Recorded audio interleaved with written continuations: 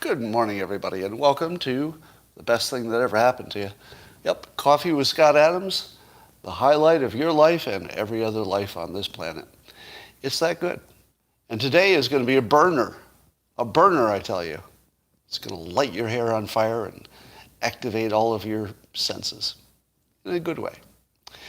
But before we do that, let's have a thing I like to call the simultaneous sip. And all you need is a cup or mug or a glass, a tankard, chalice or stein, a Kenti jug or flask, a vessel of any kind. Fill it with your favorite liquid. I like coffee. And join me now for the unparalleled pleasure, the dopamine hit of the day, the thing that makes everything better, including your vitamin D. I don't know that there's any science behind that, but I feel like it's true, and that's good enough. Go.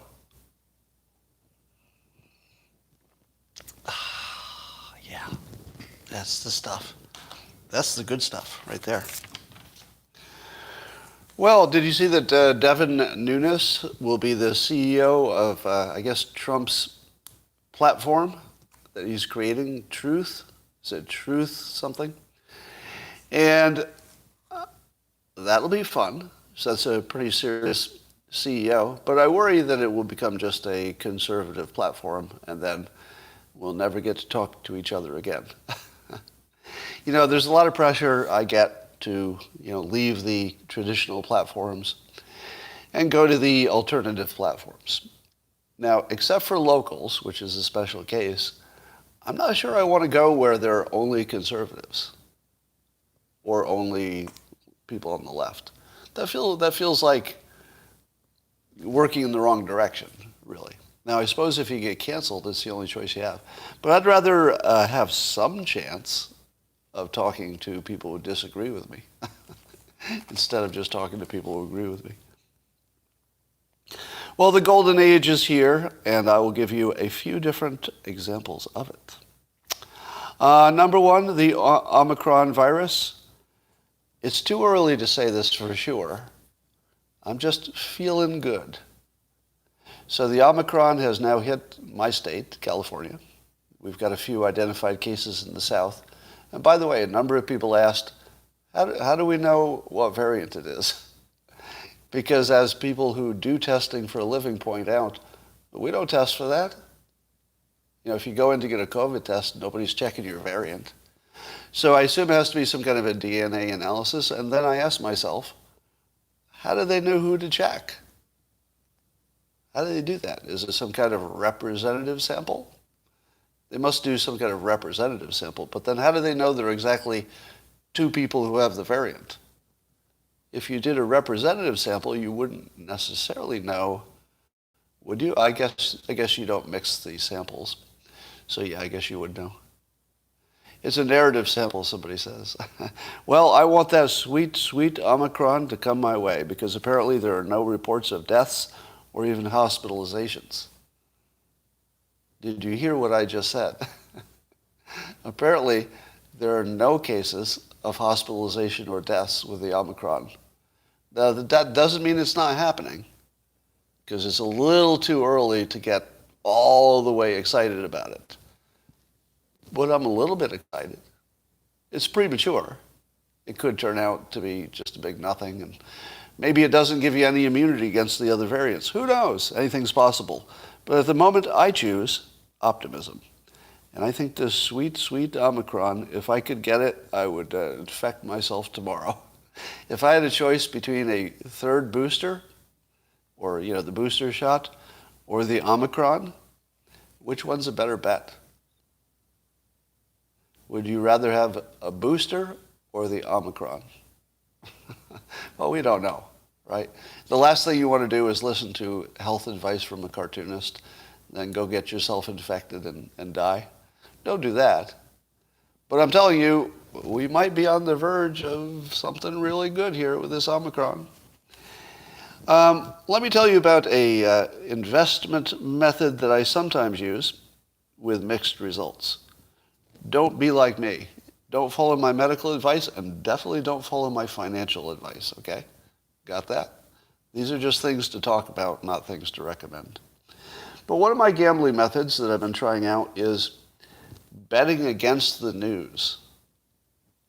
meaning that if the news says something is terrible and we're all going to die, I bet against that if I can find a way to buy a stock that would be the bet against the news. So when the Omicron variant came out, I bet against it by buying stock in Wynn, the casino hotel. So the Wynn is a high quality hotel casino property that got beaten up by the pandemic. And when the Omicron news came, it dipped again. And I said to myself, the news is usually wrong. So that was my whole bet. My whole bet is the news is usually wrong. And it was worried about the Omicron, so I said, they're usually wrong, so I'll just bet against it. So I bought Wynn stock. As of yesterday, it was up. Let's see if it's a bad idea as of today. Let's see what's happening today. Might be too early. Or is it? Where the hell is it? Up another 3.8% today. So that would be up about 7 or 9% since I bought it just, the other day. So, don't do what I do, because I also bought years ago stock in, what was the company that did the Gulf disaster? Was that, which oil company? Oh, BP, yeah. So BP did that. So when BP was totally beaten down, I bought that stock. The same purpose. I was betting against the news, because the news was saying it's the worst disaster, blah, blah, blah. It'll take years to get better. Now here, I was right, but I was a little bit wrong. Meaning that I bet against the news that it would be an ecological disaster of epic proportions. I bet that it would be less of a disaster than the news was reporting. Was I right? Apparently, they figured out how to minimize it. Stuff didn't die as much as they thought.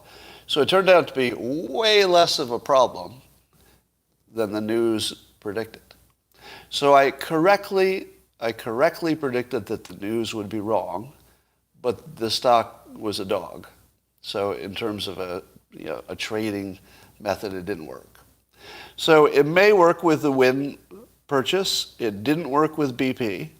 So don't take my advice, but if you tried to do this, you need a portfolio, meaning don't do it with one stock.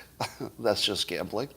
But if you had a philosophy you wanted to check with smallish enough money that you could buy, say 3 to 5 stocks that fell into that category where you're betting against the news, I bet you do all right over time.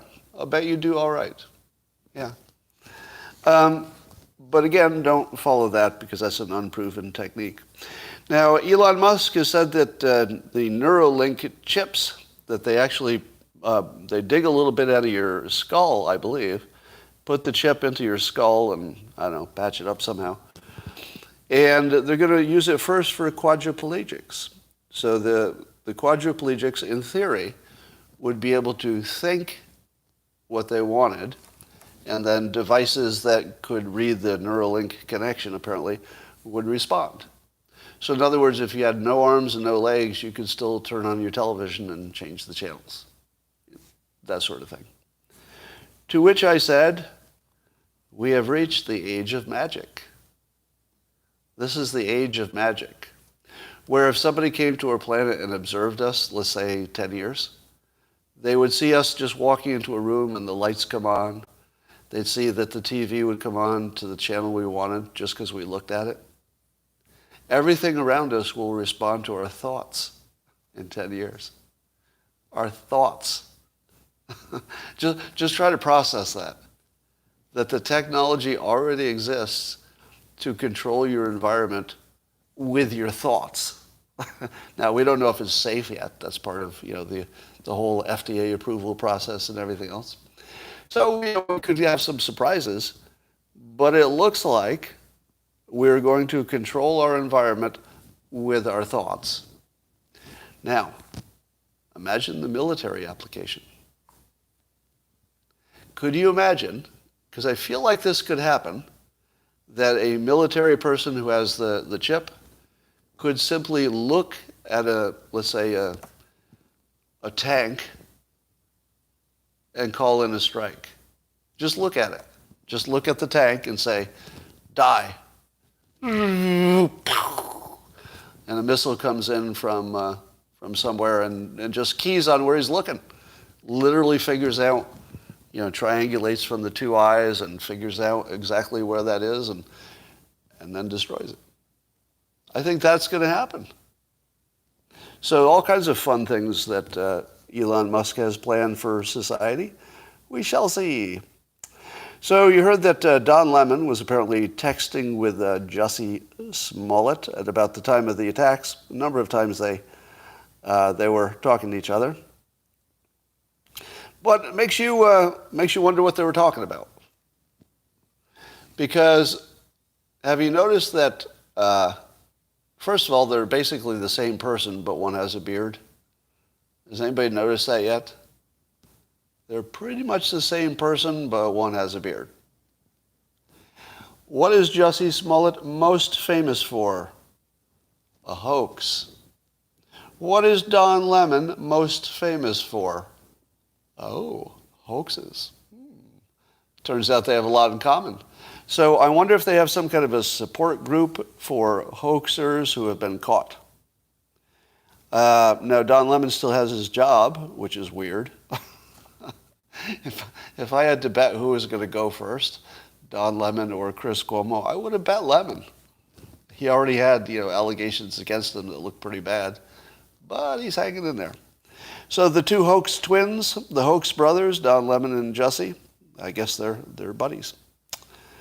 Have you ever noticed that whenever science comes up with a new cool drug to fix something, the side effect is always, but you can't have sex. It's like, we have this chemical that will help you regrow hair, man, but it's going to ruin your ability to have sex. We can make that pain go away, but you're not going to be able to have sex. You know that skin problem you've got? We've got a cure for that, but you won't be able to have sex. I'm right? It's like every drug makes you unable to have sex until the golden age. What does the golden age look like? Well, it looks like this. Apparently, people who are on Viagra, or the generic of Viagra, is linked to an almost 70% lower risk of Alzheimer's. That's pretty good, 70%. Now, they don't know yet if it's a cause or just correlated, but there's a strong suggestion that it might be causal, which brings us to the following possibility in the near term, that we're going to have a lot of 80-year-old citizens. They're 80 years old, and because they're on the Viagra, they don't have the Alzheimer's, so their minds are perfectly clear, and they're hard as rocks. And absolutely nobody in the world will want to have sex with them, which they will clearly understand because their minds will be so clear and their boners will be so raging that they will be in this torturous entity, kind of a living hell, where all you want to do is have sex, but nobody wants to have it with you. So, good and the bad, good and the bad. Well, there's a Rasmussen poll on Kamala Harris, see how popular she is. And here are the results. 19% said very favorable. That's right. 19% have looked at Kamala Harris's performance and said to themselves, I need more of that. I need more of that. And 4% said they don't know, which seems roughly the same number of American citizens who wouldn't be able to name the vice president if he asked. So who's the vice president of the United States? Dan Quayle? I don't know. So if you were to add together the very favorable with the 4% who don't know who the vice president is, you'd get about 23%. 23%.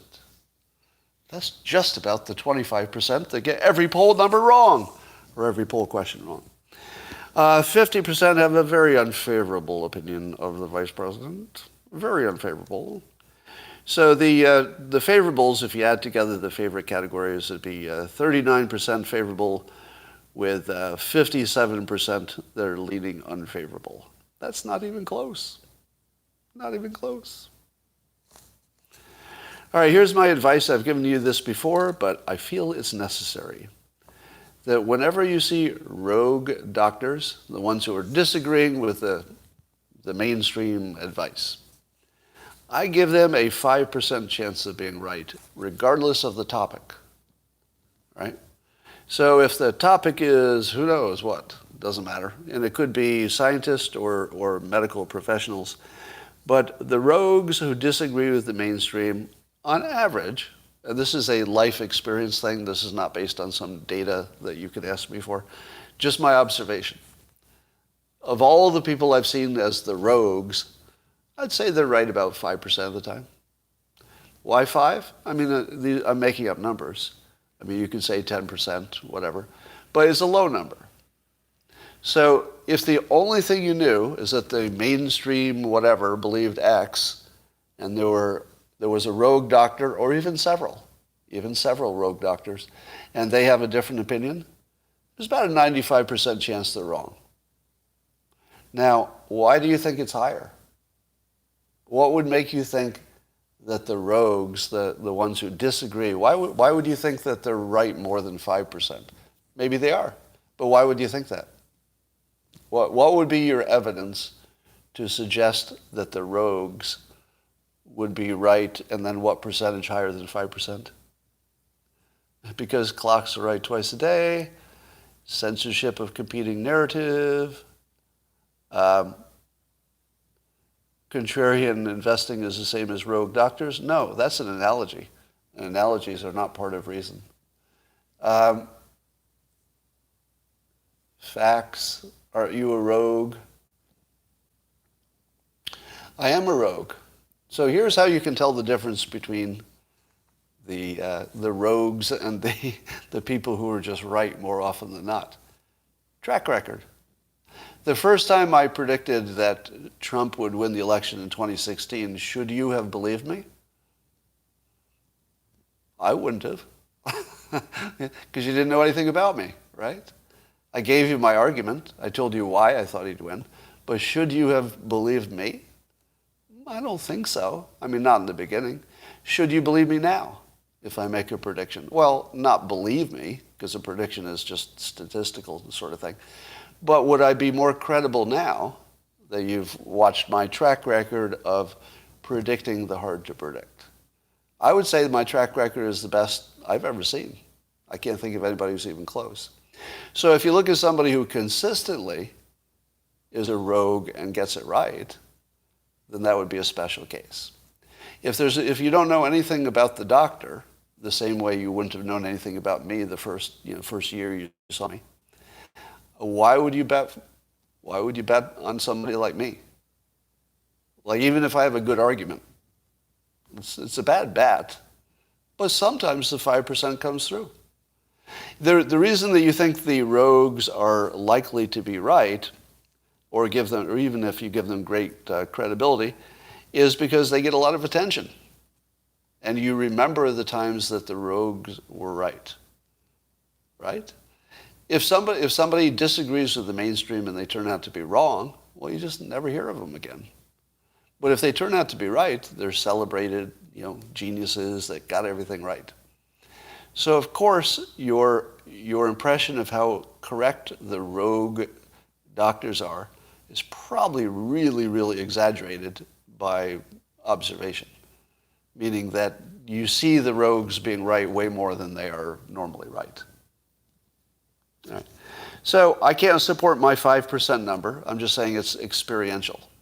But if you have a high confidence in the people, let's say more than 50%, if your confidence in the rogue doctors is more than 50%, I would say that's not supportable based on any experience you've had and any experience I've had. It's just not supportable. But does that mean the rogue doctors are wrong? No. They could be totally right. Sometimes they're right, about 5% in my experience. So just keep that in mind. And you don't have to use my estimate of 5%. Use your own. But that's just the way you should think of it. Because you can't really untangle what these experts say compared to what the other experts say. We're not smart enough to do that. So just know that. So I was seeing some videos of the so-called Australian penal colonies for COVID people, where they have to go to them and stay there for, is it 2 weeks? Can somebody give me, I asked that question on Twitter, and then somebody thought I was in favor of penal colonies. But it's 2 weeks, 14 days, yeah. So how many of you have seen the video of what they look like on the inside? So everybody gets a private, sort of a little private cabin-y thing. I think they have their own bathroom. They should, right? They're trying to keep them away from people. And it's basically a cheap hotel room, it looks like, wouldn't you say? Now, here's my question. How many people would be happier going there for 2 weeks than their normal life? What do you think? Because is there anybody who just works all the time? A lot of us work basically from god-awful morning till god-awful night, right? Aren't there a lot of you who work from the moment you get up to the time you flop in bed and exhausted? That's a lot of us, right? A lot of us do that because you're working, then there's kids, or there's other responsibilities. How many of you would say to yourself, and I want to be really clear, I'm not supporting these Australian penal colonies. I'm simply curious. This is just curiosity. I'm not promoting them. I'm not promoting the vaccination. You know, we're just talking here. But how many of you would say to yourself, I could take 2 weeks in that cabin, and if I had my phone and some entertainment, I think I could take 2 weeks in that cabin. Now, most of you would say, hell no, of course. But is there anybody here who would say, yeah, I could do that? Yeah, so I'm seeing people say yes. Now, I would assume most of you would say no, and most of you would want to shut it down, right? And I appreciate that opinion. I do appreciate that. But those of you who are sure that they've created a hellscape, I doubt it. I doubt it. I think it's an inconvenience that most of you wouldn't want.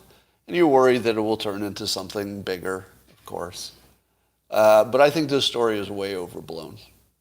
Now, just to be clear, I don't favor it. And I don't favor mandates in general. So I'm not in favor of it, but I think the story of how bad it is greatly exaggerated. But having said that, it would be terrible for some individuals. And other people would just go in there and say, 2 weeks without working, 2 weeks without my family, I could do that. Somebody said it's a porn addict's Four Seasons resort. That's pretty funny.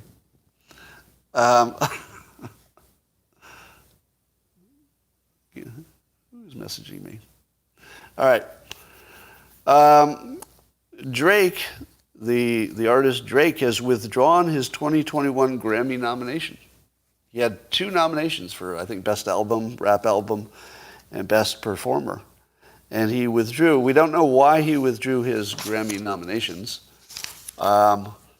But I think it's a step in the right direction because, as you know, Drake is the Nickelback of rap.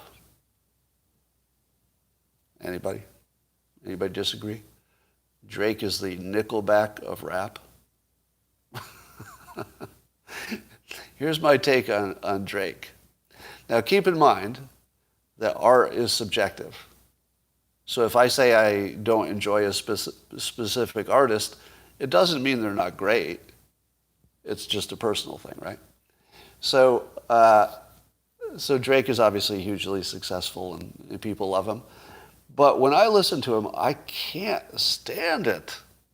I can't stand 10 seconds of that guy, his bored droning that they call some kind of performance. And he feels like, to me, Drake comes off as somebody who wanted to sing, but they didn't have the energy for it. I'd really like to sing like Adele, but I think all I can do is say this, and I'll call it a sound. I am rapping now. Aren't we all energized by my rapping words? I don't know. I get that most of the world who likes this genre of music thinks he's pretty great, but I don't see it at all. I love Kanye. There's lots of stuff in the genre that I like a lot. So it's not like I'm, ragging on the genre at all. I like the genre. I just don't get Drake. But I'm completely aware that people love him, and that's fine. All right. The funniest thing from the Jussie Smollett case was it one of the Nigerian twins who claimed he didn't know the bathhouse was for gay stuff?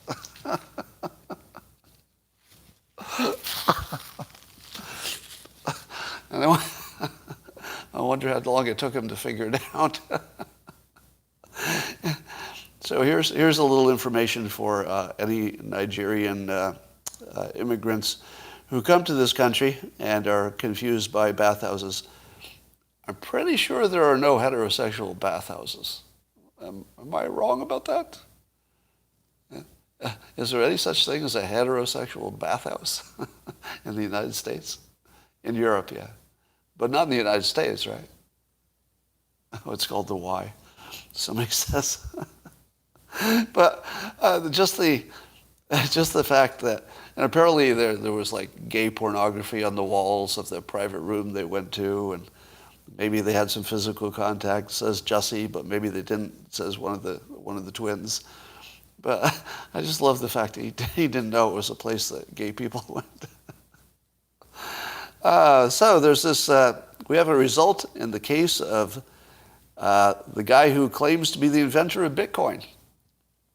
You thought it was Satoshi, right? The secret name of whoever did it. But somebody, a Australian computer scientist named Craig Wright, he actually won a Miami civil case that pitted him against the family of his late business partner. And I guess the business partner was claiming he was also a part inventor, but he lost that. So Craig Wright, that doesn't mean he's the inventor. But he said if he lost the case, he would reveal that all of his holdings and show that he was really Satoshi, I guess. But he didn't lose, so he didn't have to do that. So we still don't quite know if he is. What do you think? Craig's been debunked in the crypto world for years, somebody says. He's not the inventor. All right. I'm going to say I'm skeptical of his claim, but I don't have any insight into it at all. Seems like it'd be easy to prove, because he'd have a few $1 billion to play with, wouldn't he?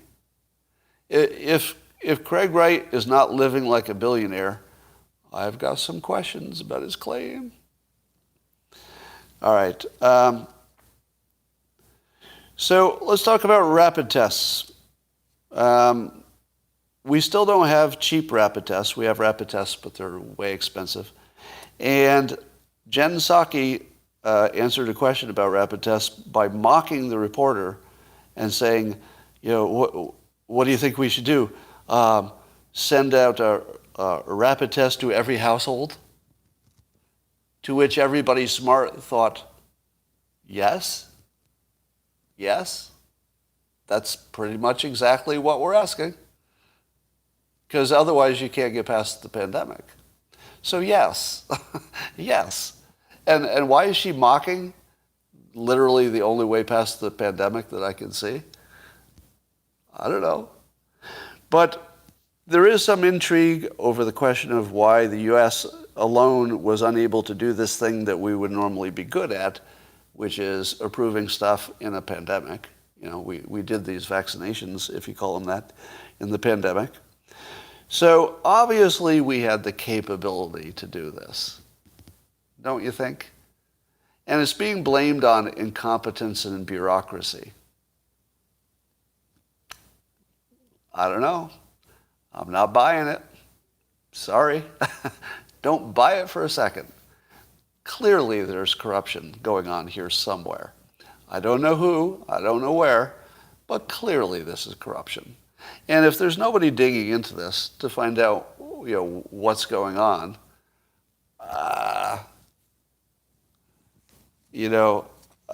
this is a big miss. I mean, I think there's awards for somebody who gets to the bottom of this.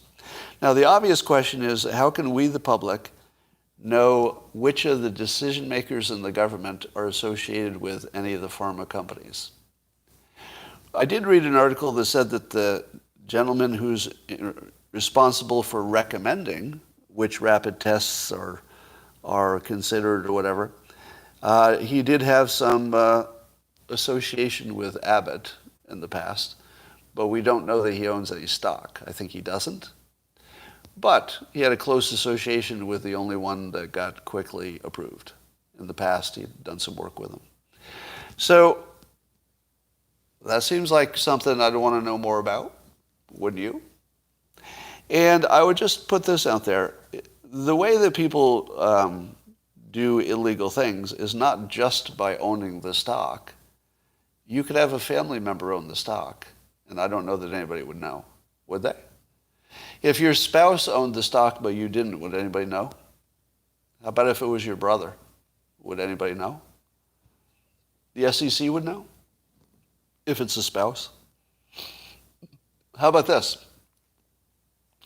Suppose this gentleman wanted to go do some work for Abbott in the future after making them $1.9 billion on rapid tests.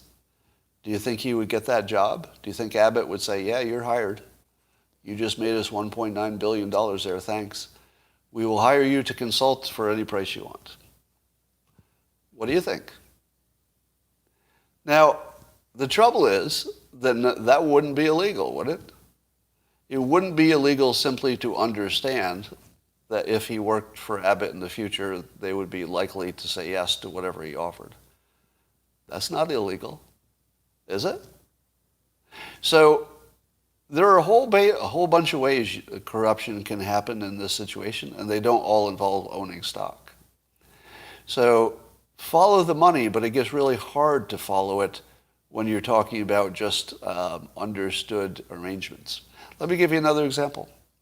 Let's say that the person responsible for the rapid tests in the government did not accept any money from anybody, did not own any stock, but he knew that he was going to start a startup soon. And he might want one of the existing pharma companies to foot the money. Could you detect that? Is there any way to find out that there was a private conversation in which somebody said, if you give us a little runway here on these rapid tests, we're likely to fund your startup, should you have one in the future? Now, I don't think anybody said that. Like, I'm not alleging that anything like that happened. I'm just saying that there are 1,000 ways to be corrupt that would be hard to detect. Right? So I'm not mind reading, I'm speculating about possibilities. Mind reading would be, I know what happened. Speculating would be, there are 100 ways that this could go wrong. We better look into it. All right, so I got big questions on that, and that looks like corruption to me. Weirdly, the White House, there was some kind of, a committee that came up with some recommendations, and the White House ended up flagging the art industry as a special industry where there's a lot of corruption because you can launder money through art just by overpaying for art, basically. So you just pay too much for art and you can get your illegal money back into the legal system, which is what laundering does. And they're flagging art industry as a money laundering entity. At the same time, Hunter Biden is selling his artwork for $500,000 to anonymous buyers. How in the world can both these things be happening at the same time? Now, the obvious question to be asked here is, Is there anything that Hunter couldn't get away with at this point that he could do right in front of you? Because Hunter's alleged improprieties are kind of well known, right? We know all of his connections to everything.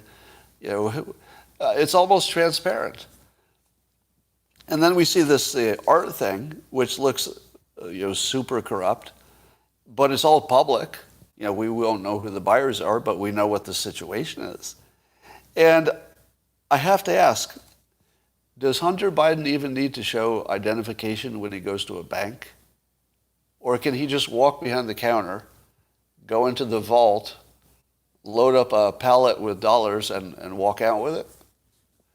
And then somebody will say, well, we've got this story about Hunter Biden. He walked into a bank and took a pallet of cash. And then you're waiting for the rest of the story where he gets indicted and arrested. And it just doesn't happen. And then you check back tomorrow and say, oh man, he's going to be indicted, and well, he's not indicted. Is there anything this guy can do? What exactly would it take for him to be, stopped? So we're defunding the police at the same time Hunter's running wild. Not really a related story, but it was funny. All right, so we should do a tweet on what could Hunter get away with based on what he's already getting away with. I don't know that there's any limit. Remember when Trump said he could shoot somebody on Fifth Avenue? I think Hunter Biden could shoot somebody on Fifth Avenue, have sex with the dead body, snort coke off the corpse in front of 100 cameras, and the news would say, better get your vaccinations. All right.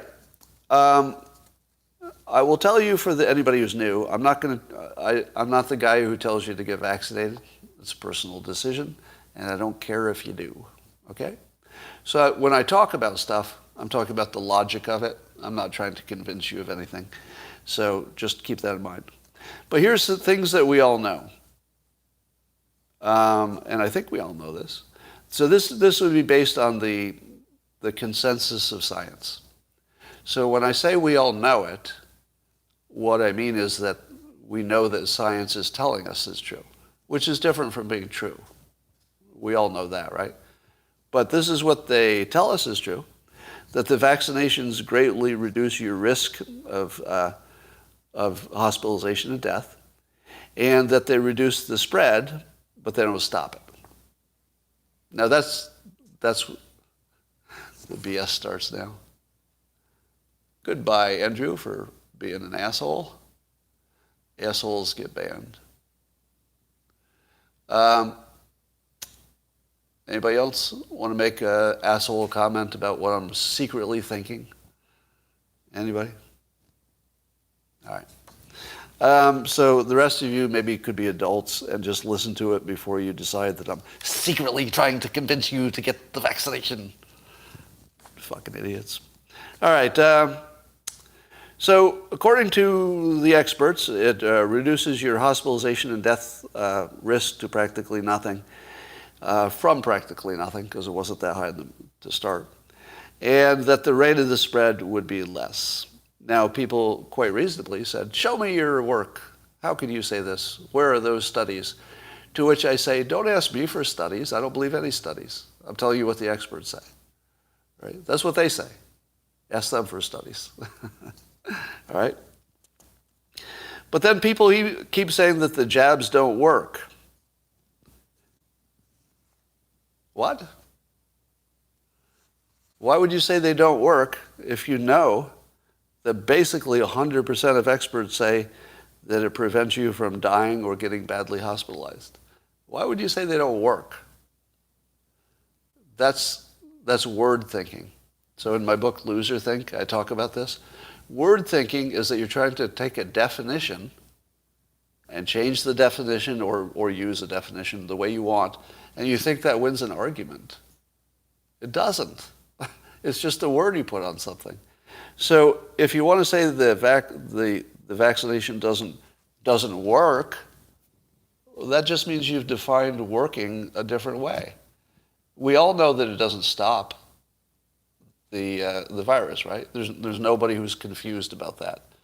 We know you can still get it if you're vaccinated, right? Everybody knows that. But why would you say it doesn't work according to the science? Because the people who say it doesn't work are pointing to the studies and the science. But the science says it works. Now, if anybody's coming in late, I'm not telling you to get vaccinated. I'm not telling you not to. I'm just talking about what we know and what we don't. You make your own decisions. Now, this is the worst argument against the vaccinations, to say they don't work. Would you like a good argument? Anybody? I'm going to give you the good argument for not getting vaccinated. All right? Here's the good argument for not getting vaccinated. Nobody knows what the side effects are. You think you're in a demographic that doesn't have much risk. You think natural immunity is going to be better than a vaccination. And you think the government is a liar. And you think that the companies are liars. And that they're not telling you all the risks. That's a pretty good argument. Now, it's not the argument that I agree with, because my own risk is different than your risk, etc. So my decision about vaccinations shouldn't match yours. You should make your own. But the bad argument is they don't work. When you say they don't work, you don't sound smart, honestly. That sounds just underinformed. Because I'm pretty sure we'd know if they didn't make any effect. Like, it seems really clear that the hospitalizations and deaths go way down. Now, what do we know about the side effects? Some of you say, but the VAERS database. That's a bad argument. That might be right, but it's a bad argument. Because the VAERS database is not meant to do the thing that you're doing with it, which is looking at it and saying, hey, I guess that's strong evidence that there's problems. It's not meant for that. And we have no confidence that it's accurate. And once just everybody gets vaccinated, every problem you have will come soon after getting vaccinated, right? So, especially if you have the so condescending. Tree Inside says, so condescending. What is condescending? I'm talking about the arguments, not the people. The arguments can suck, but the people can be awesome. Are you okay with that? I'm not saying that you're dumb or that you're making a wrong decision. I'm not saying that. I'm saying that there's good arguments and bad arguments, and I would like to equate you with the good arguments so that you can be good people with good arguments. Whichever way you go, use the good argument, okay? Don't use the bad argument. It makes you less likely to persuade. Use the good one. Now, to me it comes down to your unknown risk of the virus itself compared to the unknown risk of the vaccinations. How many of you think you know which is the bigger risk? No. Not guessing, not assuming, not a hunch. But how many of you think you know which is the biggest risk? The vaccination itself or the virus itself? How many of you know which one is the bigger risk? No one does. No one does. No one. Somebody says catching the virus, obviously. Not obviously. What do you mean obviously? How in the world could that be obvious? No idea, unknowable. Yeah, so everybody says it's unknowable. That's the right answer. Now, given that that's the number one biggest variable, well, let me ask this question. Is the side effect risk or the long-term risk of the virus versus the vaccine, plus the short-term risk, do you feel you understand those risks? Anyway, let me ask this question. Do you think that the risks of the vaccination itself, do you think that that's the biggest variable in your decision? Is the risk of the vaccination hurting you itself, Is that the biggest variable in your decision compared to the risk of the virus itself? No. So if it's not your biggest variable, what is a bigger variable than that? Somebody tell me. For those of you who say that the risk from the vaccination is not the biggest variable, what is? What is the biggest variable? Your health, but I mean, that's in all the decisions. Your age. No, I mean, we're adjusting for age and stuff. So assuming everybody's made the decision about their comorbidities and their age and all that. But that's baked into it. But once you've done that, isn't your biggest variable the risk? Easy travel? Oh, okay. Some people say they just did it for the travel. But that also assumes that it wasn't a big risk for the vaccination in your mind. Supporting a safety-obsessed world. Okay. That would be a philosophical objection. Got it. It's a Chinese bioweapon being injected into you. But the virus is a Chinese bioweapon. I don't know what the vaccination is. All right. Well, all of you are much more reasonable than I was expecting, actually. So good for you. And let's see what else is going on. What would happen when 100% of people in any place get vaccinated? What would happen in a place where 100% are vaccinated? What would happen to the VAERS reporting? What do you think? So the VAERS database has the adverse reactions. That's where people report them. Now, it's not scientific. It's just anecdotal reports. But when everybody is vaccinated, what would the VAERS database say? Wouldn't it say that everything that is unexplained is caused by the vaccination? So you should expect that no matter how many people get vaccinated, the number of people infected should go up. Does everybody get that? That if everything is the way the scientists understand, that the vaccinations, reduce the length of time you have it and your hospitalizations and your death rates, if everything about that is true, what would you expect? You would expect the VAERS database to go through the roof, right?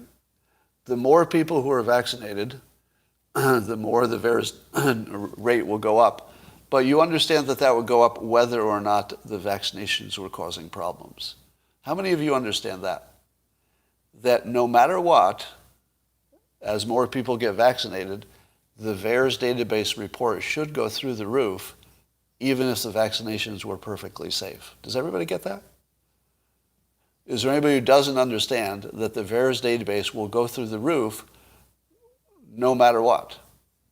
It doesn't have an option of doing anything else. Right. It would be correlation, not causation. But there isn't any way the VAERS database can't go way up, no matter what the vaccinations are doing. Right? JFK Jr. shows up when we get to 100%. VAERS is not as... doctors won't support an adverse report that has passed 2 weeks of vax. Okay. Doesn't change my point. Yeah, it should skyrocket no matter what, because we're all talking about it.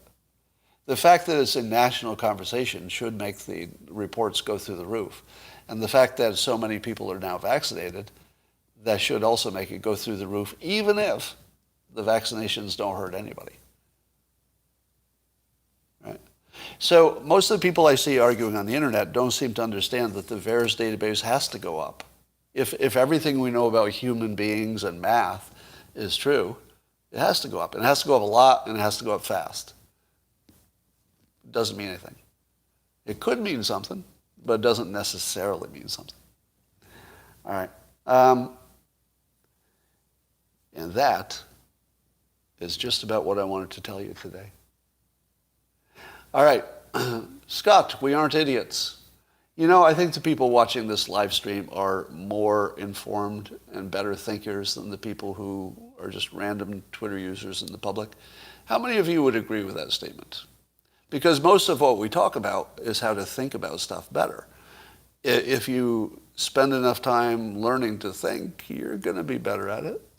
Yeah, in locals, it's almost all yeses. And here on YouTube, there are more people just wandering in for the first time, so it's going to be a little different. Yeah, when I was talking about the VAERS database, I was kind of expecting a pushback, but I didn't get it because I think you're all smarter than the average at this point. You are geniuses, and, if I may say so, inexplicably sexy. And that's not just for the people who like smart people. Better looking and sexier. Yeah, it's true. Yum.